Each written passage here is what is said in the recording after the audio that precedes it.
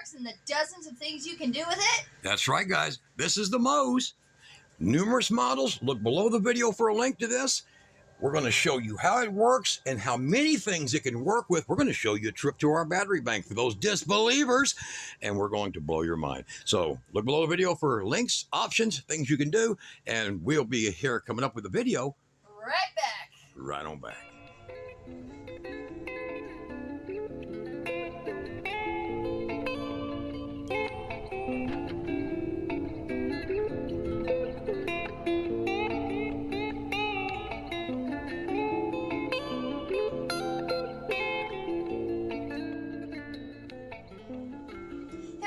Back in the shop today, we're going to be showing you how to operate a power transfer switch. This one works from DC to AC, and we're going to be showing you the difference between it and other power transfer switches. We have got it all laid out, and we're going to be showing you the one in the center first.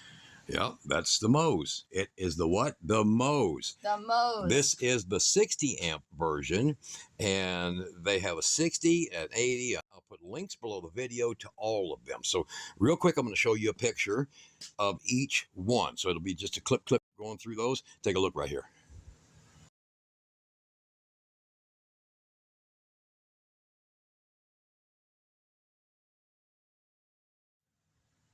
All right, so you know there's a lot of options that you can get. One of the things that a lot of people don't know the difference, this is a automatic transfer switch that is kicked off by battery. So this one here determines if you have an RV, small off-grid, big off-grid even, 24 volt, 12 volt, 48 volt, and I think it's possible to do 36 with them. I'm not sure, haven't tried. My power center over here, my power supply, we're gonna give it a shot. But this one's going to be working with 2 batteries, and we're also going to show you other things that you can do with these. So Kara has already taken this one apart. She's going to open it, and we're going to show you the internals, what it looks like inside. We install, look here, hold on, you hold that. We install lots of these. See, look, there's one here. There's another one. It's not even open. So I put these in a lot of RVs, and what it allows is what? When their power and their solar and their batteries drop, they can bring it back up. It will help you run chargers, convert over to a different inverter. It'll move your power over to like a power station. Yeah, it'll help you. It'll help you. It's so, like a BMS in its own. It's like a real genuine battery maintenance or management system like this. So it's based on voltage, and it's numerous settings, and you can set high and lows and all that. And what it'll do is when your batteries start to drop too low, it'll kick over from utility over to feed power to this. So what we have here to start with is I want to show you a difference. Now I install a lot of these because on the bigger solar system or bigger solar installs, there's a lot of people that they keep their utility as a backup. And they're also, if their utility fails, it's immediate. This is what you call the big UPS, uninterrupted power supply unit. This is the big one. So what this one is, now this one here is 125 amp. This one here is also 125 amp. But the difference with this one is it's a lot more sensitive. This one here is about a good, I don't know, what you say, quarter of a second for transfer. This one here is more positive and a little better. If you want to look at these, I'll put links below the videos. See where it says right here, come in close, let them get a full view of the data on that one. Okay, now this one over here, I've got a book with it, but it is a, look at my hand here, it's a honker of power. It has a rotating power contacts system in it, and you'll have like your feed come in here, your inverter come in here, you'll tie these over to these if you're going to use them both, and then you'll come out of here and go into your breaker box. This one here is similar to where you'll have source A, call it which one you want. It can be inverter, it can be utility. Source B, it can be utility, it can be inverter, it don't matter. But see, city power and inverter. And then what happens is when power fails, it automatically switches one or the other, depending on what your setting is, right here, and you can see that in the instruction on it, and then it sends that power out through these. And it doesn't matter. It can be 110 volts with a ground wire. It can be 240 with 2 hots, neutral, and a ground wire, whatever you want. They're not bridged inside, so you can do what you want with them. I'll put links to these down here, both of these. These are affordable. They're selling a lot of these that look like these. They're using brass plated. You want the carbon. These are the carbon ones. That's why we use them. I don't need to call back at 3 o'clock in the morning during a damn storm. So, all right. So I'm gonna move these out of the way and put them on top over here. So now you know the difference. This one here has set relays inside. I'm gonna turn the lights on. Go ahead. There. All right. It has a set of relays. Activate on 12 volt. And you can have, and in here is a capacitor that always keeps it at 12 volts. So the power supply, no matter what you feed it, operates on 12 volt. 24 volt in, these are still tripped on 12 volts. So that allows you to add anything you want. So I can take this three-way right here. This is an SSR, solid state relay. See it? Solid state relay. This one is good for 4880, and what is it here? 80 amps. So this one's good for 80 amps, and you could put your hot, and your neutral for a 240 volt, and then you just take your ground and you bond them around it. And I'll show you that here in a second. There's your two wires that go here. So this is positive, this is negative, and this is for on only. This is not switches back and forth, but you can add this to where you have a generator that kicks on using this and feeds power through to these two.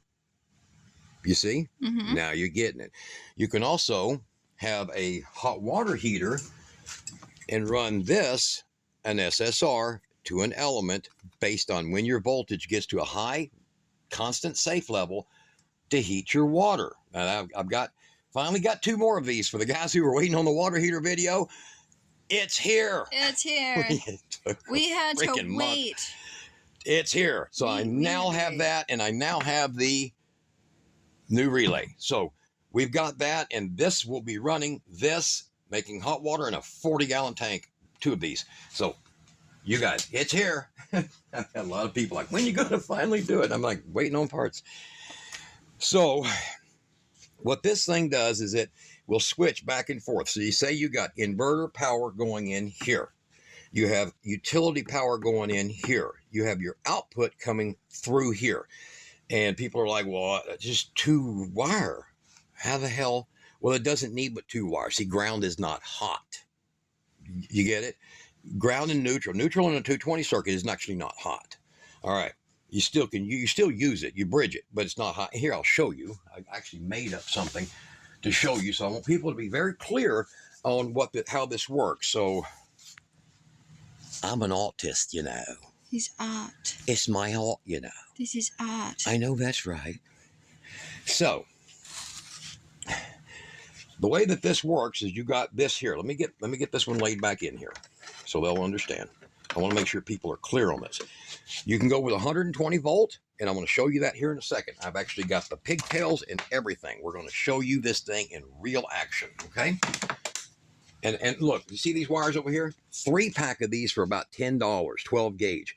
You just do what I did right here. I just took a whole wire. They're 3 foot long. Cut it in half, and look what I made. See? That's my input, my output, everything right there. Right there. And 20, it's a 15 amps. So 15 amps, 18, 20, 2,000 watts, something like that. It'll handle it just fine. 24, whatever it is. So, yeah. All right. That's going to be, we're going to hook that one up. I'm not going to waste time putting this one back together, but I have about 20 of these. I used to have 40, but they work beautiful. Any reviews you see on this is because people don't understand what I'm going to show you right now. They don't understand it, and it's a horrible thing, but they don't. Missing out on a lot. Yeah, so they wire it wrong. So here's the deal. You'll have say this is a 240 volt. You have a hot, which is called line, and then you have a common, and then you're going to have a ground. And the way that it works when you hook this up is you're going to have your two go into here, just like that. L and N doesn't matter. These are all isolated. It don't matter. I can't do it this way. You understand? I can't do that. I have to do it that way. So I have my hot for 240 volt. And if it's 110, I have my hot and my common. So say it's 110. You see? Say that's all 110. This will be the same way when we're finished with this. Look over here. Now, I'll grab these two so that it makes more sense. What you're going to have is you're going to have the same wires right here. Look at this. Hell, that laid out good, didn't it? Lay out good? Yeah. That's accident. All right, so you have the same wires right here. And then what you're going to do is you're going to have the same thing mimicked right over here. Same thing. Of course, you'll have your hot and your hot like that. See? So you put your red on your neutral, your hot on your line. It's just the same. You saw inside of here, so you can be confident about this. It is, they're isolated. See, that's that one. That was that one. This is the center. That one, center. See? So you ain't got to worry. They're not going to mix. And when your voltage drops and you need power from the utility, this will automatically click and start kicking in your generator power, your whatever you got, your other inverters, whatever. And I'm going to show you too the inverter part. So hold on. The inverter part. Say that's plugged into an inverter. Point to this inverter here. See the cord? Yep. Say this is plugged into the inverter. So I'm running on my inverter. It's horrible. Power's low. Inverter battery dead. And I come in here and I match. This will be my hot. This will be my neutral. And I put those two in there. And then over here, I've got my output. This goes to my breaker box, my multi-outlet, whatever I got. This is where the incoming power from utility or generator goes, right here. So generator dies, it goes click immediately to here. Are we getting somewhere now? We understand how, okay? And the way that you do that is you actually just use the generator's battery power to detect, and you set it for when the generator shuts off and immediately stops charging, it'll kick this on its own. There's a lot of ways you can use this, man. This thing is beautiful because what it does is it acts on high and low voltage. So if your battery drops down to 11.5, it'll automatically kick over, start grabbing from utility, and start sending it through the charger. There's Kira's charger. Start sending it through the charger. That's been a really good freaking charger, guys. It has. That one's better than I thought it was going to be. So this is a 30 amp charger. It's made by Ardroid, and this one's probably 2 years old and in constant use. So I would recommend it without a doubt. Go ahead and get your charger plugged in right quick. I'm going to show them this. Okay. So back over here on these wires. So what you got is you'll have it like this. I'm just going to put the wire nut because these wires just get connected to each other. Probably should have made a double set of this same thing. But so you have that going into there, going into this, and these, when they come over to that side to the other wires that's going to come out, that wire nuts that white wire and this white wire together, just together. The ground, if it's whether it's a unshielded bare wire or it's in a green one like this, you just take that and you're going to wire nut those two together and only your two hot lines for 220. Or if you're running 110 volt, it will be these two going up, and your two grounds coming from each side will just be connected. For an inverter, y'all got to remember, an inverter, don't listen to the idiots, an inverter doesn't make a ground. See what I did? It's a two-wire system. It is a two-wire system. Some of the low-frequency ones have an active ground. Most do not. And you can test it. And if it has one, then connect it. If it doesn't, don't. Okay? So I will have that. Hold on, let me get this for you. There you go. I will have that sitting in here and coming from the inverter. And you can hardwire it however you want. You just cut this end off if you want to do it that way and put it in there. Make sure you use 10 gauge. Okay? So when you're intending to pull 30 amps, because it'll do it, get the big RV cord, whether 30 amp or 50 amp. Look below the video. I'll put a link to the 30 amp and 50 amps that are just freaking perfect, and they're not copper clad. Do not use that on anything. But do not use copper clad, aluminum clad, whatever. Don't use it. These cables I'm going to put a link to are copper. It might be $12 more, but what is the price of your place burning down? Okay. You connect those in the same way. So if it's the 50 amp RV service, it's going to have 4 wires inside of it. You're going to put your 2 hot wires there, and these the same way. If it's the 30 amp, you're going to come in with your 10 gauge wire, and you're going to put your hot there, your neutral there, and you connect your grounds across and go. Now the way to do it is find a sweet spot in the cord that you're going to cut, strip it back, and just make this like you're patching them back together. And that's it. And then that cord can be plugged right into the inside, or you can just make you get you 5 feet or 10 feet of SVO, I think it's called, 10 gauge, 4-wire 10 gauge, and do it yourself that way. All right, so over here, we're going to go ahead and start by getting this one over here out of the way. That one's got a job site it's going to. And we're going to take this one here, and the first thing we want to do is we want to get voltage into it. So I've already set up my power supply. Okay, you're going to say, why in the hell you got batteries right there? What the hell? Because we're going to show you the actions, and we're going to show you how the actions kick on the unit. So we're going to go in here, the ground, the negative, over on this side, and I'll grab my little screwdriver here. So I'm getting the ground over on this side, and I've got the positive over here on this side. Now, normally you're just going to wire this complete. You're going to wire this entirely straight through. You're just going to get you some 16 gauge wire. Please use 16 gauge zip cord.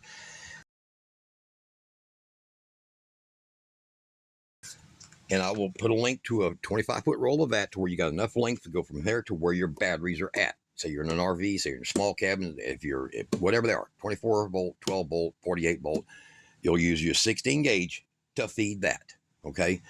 But like I said, the complaints that come out of everybody is because they're morons. Okay, I'm gonna turn that off and let that bleed down. Look guys, hey, all this power is gonna be coming from this P-Cron, with that battery kit that I added when this thing was never built to have a battery added. Go to my channel, see what the hell I've done with all these, because I've done a bunch of them like it. They were never intended to have a battery, extra battery. This one, more than double power. So you go watch that. I'll put a link to that video at the very end of this video. Okay, now we're gonna go over here. We're gonna put the power to it. Plug her in. I'm gonna put this to it right here. And I'm going to turn it on and give it just a second. All right, now I'll power up. There's a switch on the top that powers it up. See that switch? Yep. Now it's powered up. I got both screens in sight. They're good? Yep. Good. Move that over. All right, now we're going to go ahead for now and turn her off. That switch up top just bypasses. There's still power going to this, okay? But we're just going to bypass it for now. I'll get that up out of the way a little bit. And we're going to add our cables. So my incoming power goes here, okay? And we're going to use this up here to plug it into. So my incoming power goes here. I'm going to pull my ground wire out of the way. I want to take my hot line, which is your black, and I want to take my common, which is your white, and I want to put them in here just like this. I'm going to fold them over so I get a better grip inside here on the clamps, okay? And I'm just going to do this fast. I don't recommend you do this unless you got a lot of experience with it. Do not strip out the screws. I'm going to do it just like that. All right. And then I'm going to take it, I'm going to tighten it just a little bit. See where it's connected right there. Right there. Now, we're going to go over here. And no, you would think it's like this. It is not. It is like that. So it's going to be black, white, or it's going to be red, black, red, whatever the matching color is in a row. All right, duplicate. And we'll take this one, better grip, because remember, those are clamps. Gives it more copper to grab, okay? And we'll put them in just like that. Same thing. You notice that ground wire is hanging out the top. This is where everybody screws up, okay? You don't got to be a screw up. Now I'm going to take these two right here to get the ground to pass through, because remember, it's carrying nothing, okay? So it doesn't matter. It doesn't have to run through this, and it shouldn't. Just like these over here, the ground don't have to run through them. You can fully bypass that with the grounds and just run 2 hots or a hot and a neutral through that, and the same thing I'm doing down here. You don't have to. The fact of the matter is I can run with this. I can run 220s, 230 amp 120s on each one of these, run the grounds around it, make a ground bar, connect the grounds to a ground bar that just passes it. That way I can make this shoot off to 2 separate RVs from 2 different, all kinds of stuff.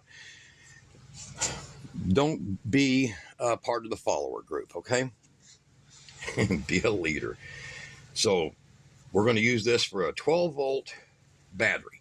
So here's our 12-volt battery right here. We're pretending that we have 12-volt problems, okay? The battery's running low, and I need a charger. Well, I got to have a charger that's going to give me some juice. Now, pull this over here closer. This wire is going over to feed this right here. We're going to now plug this wire in. So there's no action on it yet. Okay. We're going to turn this thing on. Now it might kick on, and it might be a hot switch over here. So we're going to have to look. Let's see, is it kicked on? So right now it's telling me it doesn't need power. But I want you to watch this little light. I think it's got a light in it, right? You're going to watch this little light. I'm going to reduce voltage over here. You'll watch it here. When the voltage gets down to my preset, it'll go from battery to outlet. So now we're completely flowing through here and coming back out. What does that mean for us? I'm going to jack the voltage back up. It's got to get above that preset. So watch. I hope y'all can see that little light. Gets above my low voltage preset. I can barely see the light, but I can see it. Can you see it better now? Yeah. See? Off it goes. The charger has done its job, and that's disconnected. All right, so we're going to go ahead and we're going to plug this thing in. We're going to be able to look at the P-Cron. God, these are hard. Y'all should get you a bunch of these. They work great for like drops coming off your inverters, like right here. Look down here.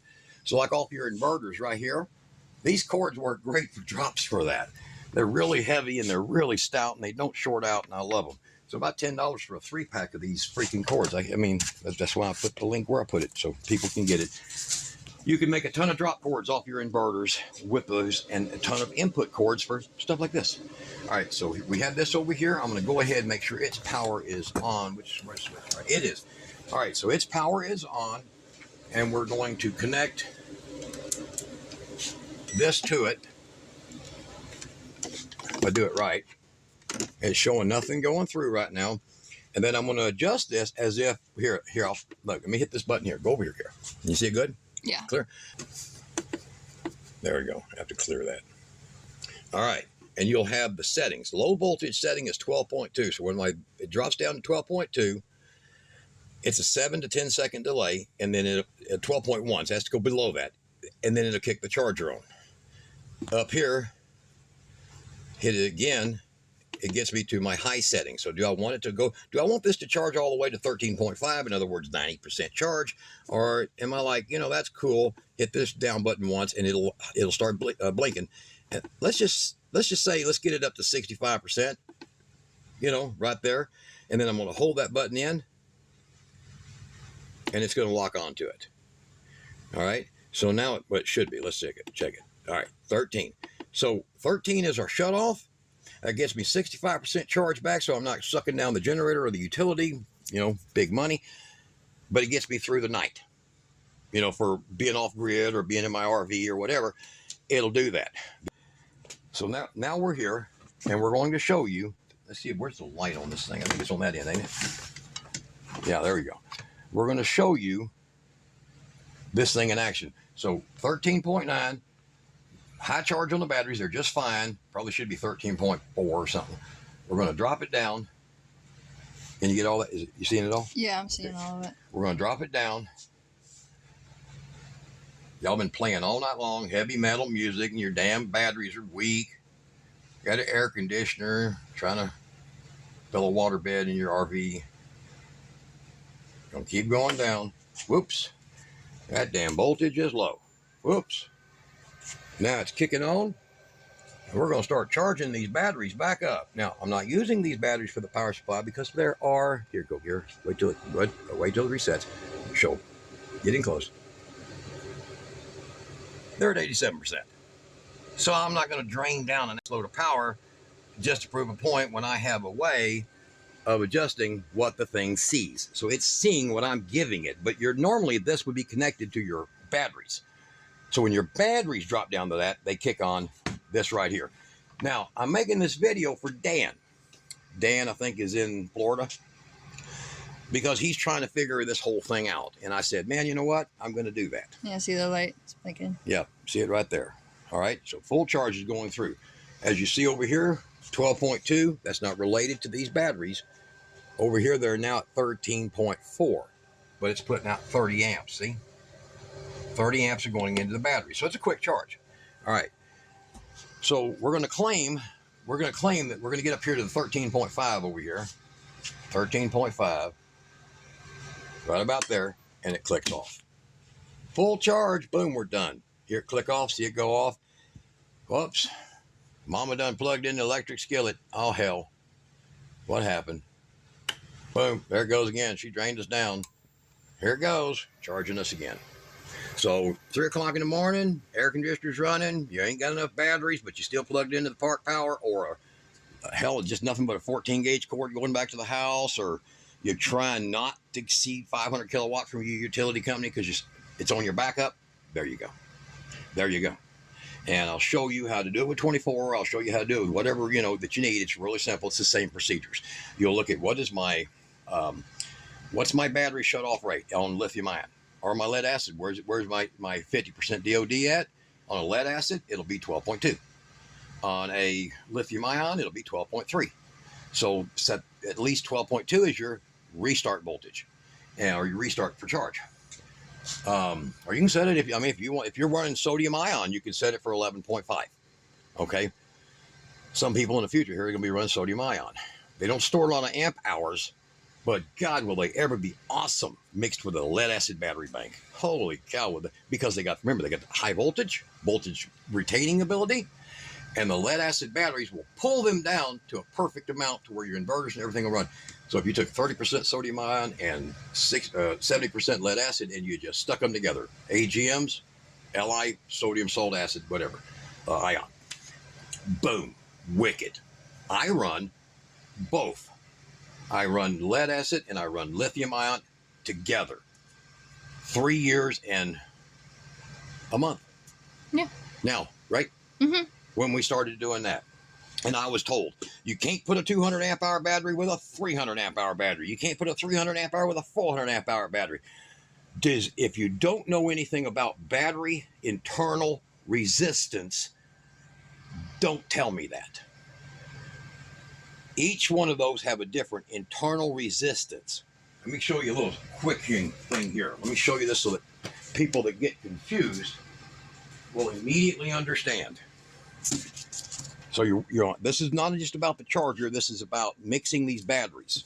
So if I've got a 100 amp hour battery here, I got a 200 amp hour battery here, I got a 300 amp hour battery here. I've connected them all to a bus bar. I use 6 gauge over here, 4 gauge over here, 2 gauge over here to a single bus bar. You're going to say, that ain't going to work. Well, you know what? You want to show them? Sure. Let's go show them. Come on. So if you guys don't know what I do for everything,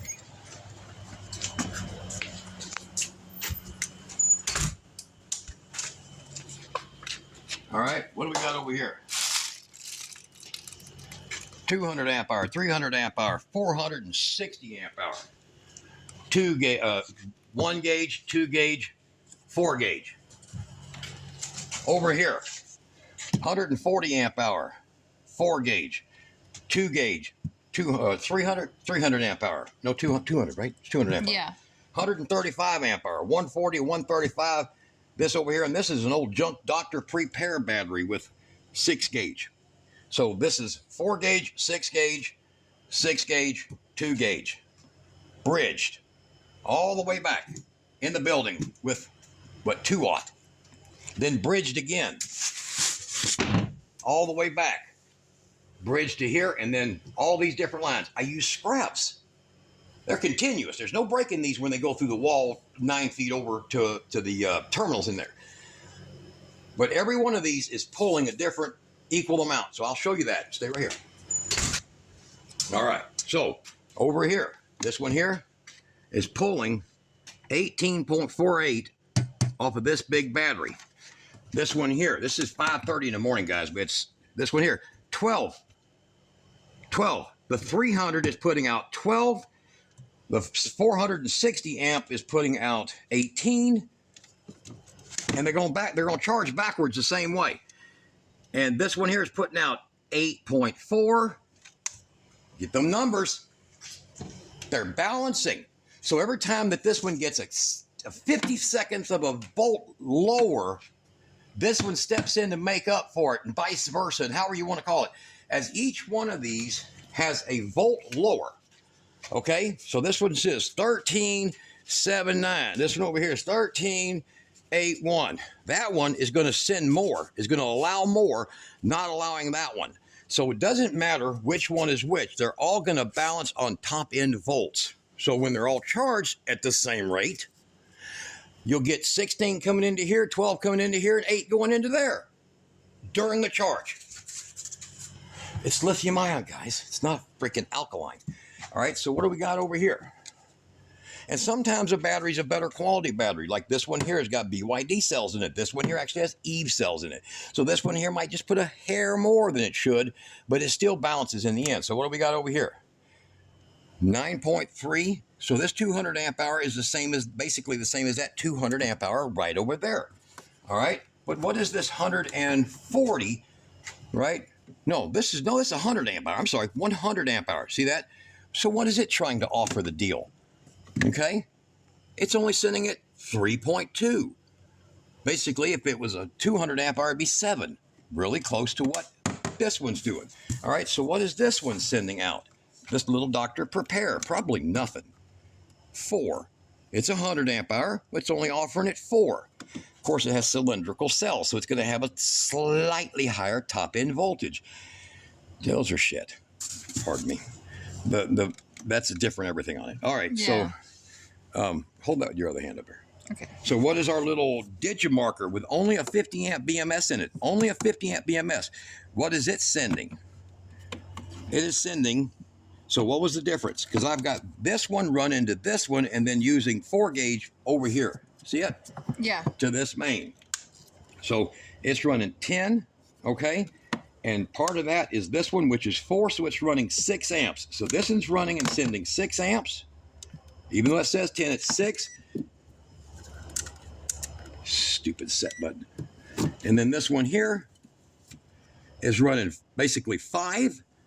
So they're all, based on the cell that's in them, everything, they're all basically running what they're capable of. It's not trying to pull 100 amps out of this one and leave this 460 by itself. It's balanced. I don't care if it's a 50 amp hour and 1,000 amp hour, the top end voltage is going to balance it out. The 50 amp hour will be getting 2 amps coming out of it, and this sucker over here will be trying to catch up with that one's loss and providing 50 amps or 70 amps or whatever. Don't trip. Don't let them bullshit you. These idiots going in here, you don't know nothing about electricity. Guess what? That damn thing does. All right, let's get back to our project. Oh, wait. Another thing. Tip for cleaning your terminals: toothbrushes. Oh yeah, this is Kira uses this. So look at the batteries down here, guys. You ain't connected that shit to lead acid. Oh yeah. Yeah, want to see that? Oh yeah. You want to say that crap again? All right, you ain't connected that no damn lead acid. Let's see. Let's see. What are we pulling out of here? It's too low. See that? This is actually, no, that's actually taking it in. So this is getting 0.29 amps from these. And come on, how's it connected? Those are 14 of those, 28 of them, and a whole lot. So come on. Coming in right here. So that's all coming in right here. You see all these cables? Man, when I got done with jobs, man, I just brought home 15-foot, 20-foot short pieces. And I just kept putting them together, And if you clamp them tight enough and you braid wire them like I did it, I don't give a damn. It'll help 1,500 amps. No problem. All right, so what do I got here? I got all of these, and then over here, these are all scrap recovery batteries. All right, so we're going to start. Okay, so we start with this one right here. What's this one putting out? 5.7 amps. Hold on. What's this one putting out? 4.5. That's 140. Yeah, that's 140 amp hour. This one here's 100 amp hour. 100 amp hour? God, how do I get back on it? 140 amp hour. 5.6 for that extra 40 amp hour. 4.6. You getting this? Looks like a science experiment in here. Look at this. 100 amp hour battery. 4.9. And these BMSs, dude, durable as shit. I mean, they'll blow your mind how good they are. Cheap. All right. 4.86. 5.85. That one's holding a higher top voltage. That's actually a different brand of battery, too. These are top band. Okay. And this one over here came out of a Renogy. These two came out of a Renogy. So these two should have slightly, yeah, almost 5 flat amps on that one. That's what they do. It's just what, here's an old Booge battery. Look at this, a Booge RV battery, 4.6. This is another Booge RV. See the frames? 5.35. This is 110 amp hour. Now go back to the Booge. Your hand was blocking it. Oh, I'm sorry. There we go. 4.6. You understand? So when they tell you it can't be done, stop listening. So over here, we've got a continuous power coming in. Look over here. 519 watts. I'd say this is pretending to be your utility. All right, look at that magic marker got on me. Uh-oh. I think it broke. This is, yeah, the end of the pin broke. So this is 519 watts coming out of this thing. So you could have one of these just charged up. One of these. A big blue Eddy. One of these. Look. Look at that. Look at the back. Look at, oh, here. Look at the back. Look at how beautiful that is. Okay, so go see that video. I got a lot of videos on that. Go look for, what is it? Power Stations, a collection of videos. And that's the one I'll do. I'll put on the link on the very end. So you can do this, okay?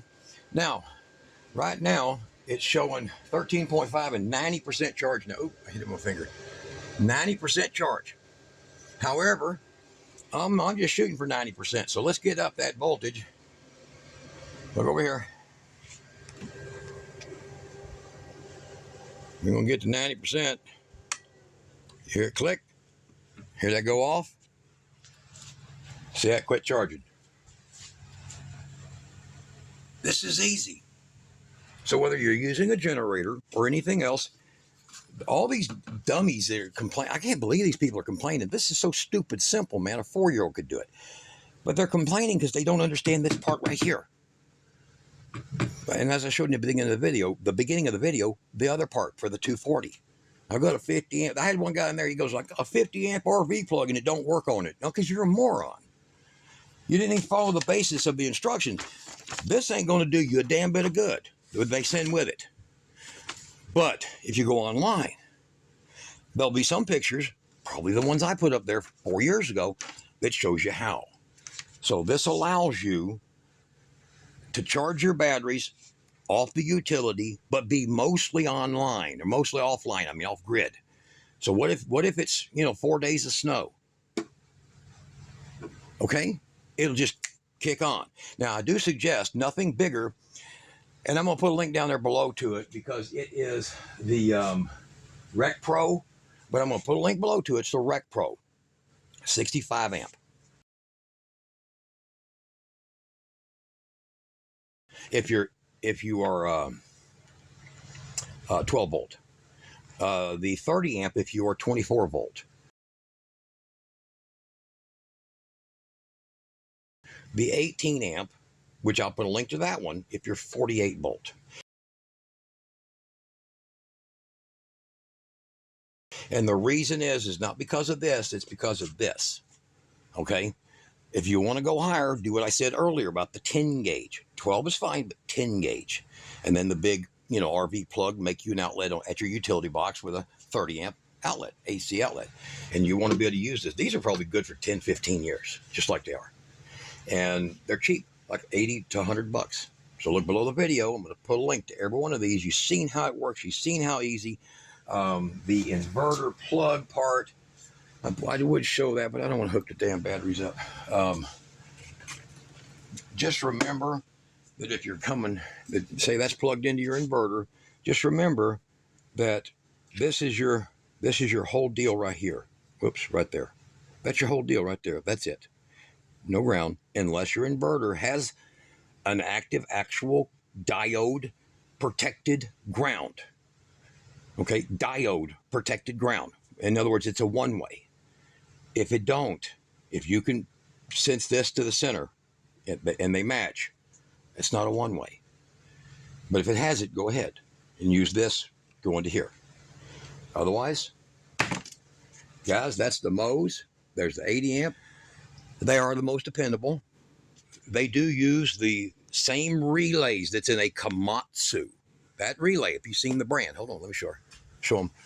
If you look at the brand, that's in a Komatsu.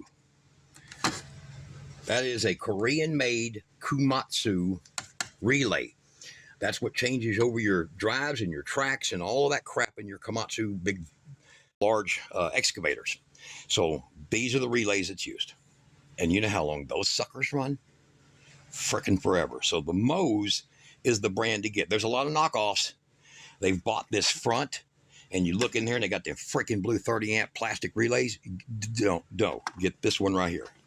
Those freaking things will melt. Get this one. All right. So I hope you guys understood what I did. I hope I made some sense. I hope the battery information out there is helpful, and I hope the video is not so long that you crap yourself, you know, trying to get away from it. I left the torch on. So she left the torch on. So what are you trying to do, set fire to the place? No. All right, it's off. Right? To be fair, if you don't know any of these things, you're not dumb. You're just lied to. Yeah, you've been lied to a lot. Check us in the comments, though. That's what makes us mad. Yeah, you know, when people go on there and say, man, you can't do that. You can't do that. You can't do that. People who never done it. Yeah. People who never done it. You can't do that. You can't do that. You can't do that. A volt is a volt. It don't know where the hell it's going. It don't care. You got to have that one and that one down because they got a parallel. Bullshit. Power in until it no longer wants it from whichever one. And they default out. Brands don't matter. Look at this. eSun. This is 13 freaking years old. 13 years old. This MPPT here is about, I had this in Idaho. What is it, 10? Yeah. Look at this. All of them running. Big, heavy 6 gauge. 6 gauge to there and 8 gauge to there. No messing around. I made that bus bar. Showed you how to use it. They're getting all brand new Jotas because I've only blown one fuse. Yeah, we've only blown a single fuse. Here it is. On a single fuse. And I decided at that point, it's time. And he was like, all right, well, why are you suggesting that? Why are you suggesting that switch back there? That thing. Because I've got the same thing behind the wall in here that runs that from my generator. So my generator power comes in and it runs that if I ever need it, which we did the other day. That's the reason I said, like, people need to know how to use this. Right? Right. We had like 8 days of freaking clouds, man. We dropped down to 4%. So did we do good? I think so. I think y'all should look into getting that. Yeah. And the different options and rerunning the video if you're worried about how you handle it. Whether how it comes from your inverter and goes in there, comes from your utility or your generator and goes in there, and then comes from here and goes to feed your power box or whatever you're going to use, your outlets. And then the battery, the 24 volt, the 48 volt gets too low. Or maybe you got 48 volt spare batteries and you want to know when you could send them some charge, you know, to run your power station like I've done. Yeah, that's rough. Power station like I've done with the extra taps. There it is. Lots of uses. Lots of uses. If you find another use, make a comment below. We love that, right? Absolutely. All right. I hope you like and subscribe. If you want to support our cause, you can go down to Buy Me a Coffee. Yep. And if you have any questions, feel free to ask. And y'all be good. That's right. Do it right. Do it right.